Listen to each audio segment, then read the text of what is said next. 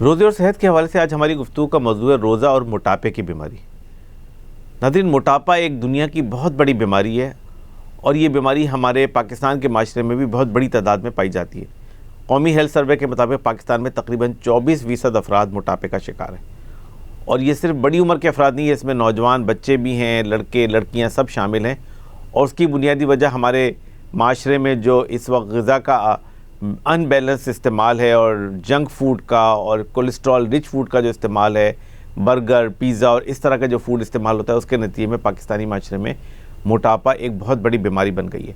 और इस मोटापे की वजह से दसियों बीमारियां जन्म लेती हैं कि जिसकी वजह से high blood pressure, sugar, cholesterol, arthritis, ये गुर्दे की बीमारी, ये सारी की सारी बीमारियां इस मोटापे की वजह से जन्म लेती हैं।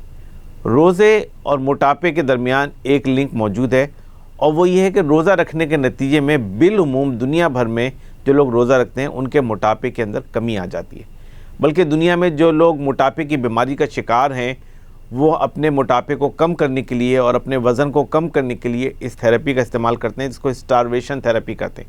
ये एक तरह की फास्टिंग होती है कि जिसके अंदर इन लोगों को पूरे पूरे दिन भूखा रखा जाता है और इनको कार्बोहाइड्रेट के बग़ैर ग़िज़ाएँ इस्तेमाल की जाती हैं। ऐसी ग़िज़ाएँ दी जाती हैं कि जिसमें कार्बोहाइड्रेट कम से कम होता है और उसके नतीजे में उनका वज़न कम होना शुरू हो जाता है और हर महीने उनका वज़न 1-2 किलो 3 किलो तक कम हो सकता है इस थेरेपी के नतीजे में। और काफ़ी लोग अपना वज़न इसके नतीजे में कम करने में कामयाब हो सकते हैं। तो रमज़ान के महीने में जो लोग रोज़े रखते हैं और जिनका वज़न ज़्यादा है, वो अगर अपनी ग़िज़ा के इस्तेमाल में एहतियात करें तो अपने वज़न में कमी ला सकते हैं। एक बहुत बड़ा प्रॉब्लम जो हमने पाकिस्तान में देखा है वो ये कि दुनिया भर में तो फास्टिंग एक वज़न कम करने का रास्ता होता है, लेकिन पाकिस्तान में बहुत सारे मरीज़ ऐसे होते हैं कि जिनके वज़न बढ़ जाते हैं इस रमज़ान के महीने में। और उसकी बुनियादी वजह होती है कि रोज़े के दौरान जो भूखा प्यासा रहने के बाद इंसान के अंदर जो एक भूख और तलब पैदा होती है, तो लोग फिर बेतहाशा ग़िज़ा का इस्तेमाल करते हैं और ऐसी ग़िज़ा का इस्तेमाल करते हैं कि जिससे वज़न बढ़ता है। मिसाल के तौर पे बहुत ज़्यादा मीठी चीज़ों का इस्तेमाल करना, शरबत का इस्तेमाल करना या कार्बोहाइड्रेट रिच फूड का इस्तेमाल करना, ये वो चीज़ें कि जो वज़न के अंदर इजाफ़ा करती हैं। तो अभी हर फ़र्द को इस बात का एहतमाम करना चाहिए कि कम से कम रमज़ान के महीने में उसका वज़न बढ़े तो ना, मिनिमम मेंटेन तो रखना चाहिए वज़न। रमज़ान को जो है ना वज़न बढ़ाने का ज़रिया नहीं बनना चाहिए, क्योंकि वज़न का बढ़ना आपकी सेहत के लिए नुकसानदेह हो सकता है। तो कम से कम लोगों को चाहिए कि रमज़ान से पहले अपना वज़न करें और रमज़ान के दौरान भी उस वज़न को मॉनिटर करें कि इस रोज़े रखने के नतीजे में मेरा वज़न बढ़ रहा है या घट रहा है। उसूलन इस वज़न को घटना चाहिए, क्योंकि रोज़े का मकसद ये है कि बंदा अपने खाने पीने को कंट्रोल करे और थोड़ा सा कम ग़िज़ा इस्तेमाल करे। दूसरी बात यह है कि रोज़े में किन ग़िज़ाओं का इस्तेमाल किया जाए कि जिसके नतीजे में आपका वज़न बढ़े ना और कंट्रोल रहे।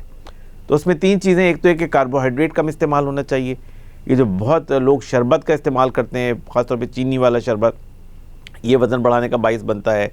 इसी तरह जो बहुत ज़्यादा तली हुई और फ्राइड चीज़ें इस्तेमाल होती हैं, ये वज़न बढ़ाने का इस्तेमाल करती हैं। सबसे बेहतरीन ये है कि रमज़ान के अफ्तार के दौरान बंदा फ्रूट्स एंड वेजिटेबल्स का इस्तेमाल करे, ये सबसे बेहतर है। और ज़्यादा पानी का इस्तेमाल करे और थोड़ी बहुत चीज़ें जैसे चने वगैरह खा सकते हैं, ये अच्छा है, सेहत के लिए नुकसानदेह नहीं है और इसमें कोलेस्ट्रॉल कम होता है, प्रोटीन ज़्यादा होता है। तो ये वो चीज़ें हैं कि जो वज़न को कंट्रोल करने में मुफीद और मुआविन साबित हो सकती है। लेकिन अगर ये समझें कि अगर इस रमज़ान के महीने में अगर हमने अपनी ग़िज़ा का एहतियात नहीं किया, अगर हमने अपनी ग़िज़ा को कंट्रोल नहीं किया, तो ये रमज़ान हमारे लिए नुकसानदेह बन सकता है। और अगर ये रमज़ान के नतीजे में अगर किसी का वज़न 4-5 किलो बढ़ जाए तो आगे फिर इस वज़न को कम करना एक बहुत ही मेहनत तलब काम है और बहुत ही मुशक्क़त तलब काम है। तो इसलिए तमाम अफराद को इस बात का एहसास करना चाहिए कि रमज़ान का महीना जब ये आए तो ये इबादत हमारी सेहत के लिए मुफीद हो, हमारी सेहत के लिए नुकसानदेह ना हो।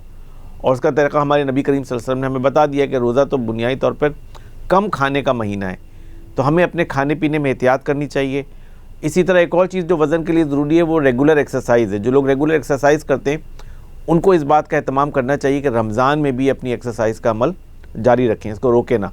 तो अपनी ग़िज़ा के इस्तेमाल के साथ साथ अपनी वर्जिश का रोज़ाना जो काम है मामूल जारी रखें, तो इसके नतीजे में रमज़ान का महीना हमारी सेहत के लिए मुफीद हो जाएगा और इसका लॉन्ग टर्म फ़ायदा हमारी सेहत को हासिल होगा। अगर हम अपना वज़न 4-5 किलो कम करने में कामयाब हो जाएँ, ख़ासतौर पर वो लोग कि जो मोटापे का शिकार हैं, तो उनके उसके नतीजे में लॉन्ग टर्म उसको फ़वाइद हासिल होंगे और ये रमज़ान का महीना उनके लिए इबादत भी होगा और उनके लिए सेहत के बेहतरीन करने का भी मौका बन जाएगा।